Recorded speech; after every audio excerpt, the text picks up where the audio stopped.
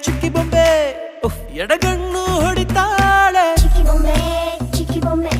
ಕಣ್ಣ ಮುಚ್ಚಿ ಕಾಡಿಗುರೆ ಚಿಕ್ಕಿ ಬೊಂಬೆ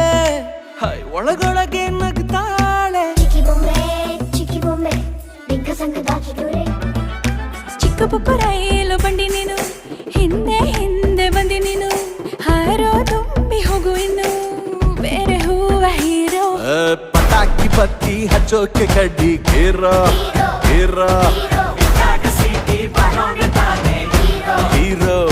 ಹೀರೋ ಹೇಳೋ ಶಿಷ್ಯ ಹೇಳಿ ಗುರು ಅಸ್ಲಿ ಆಟ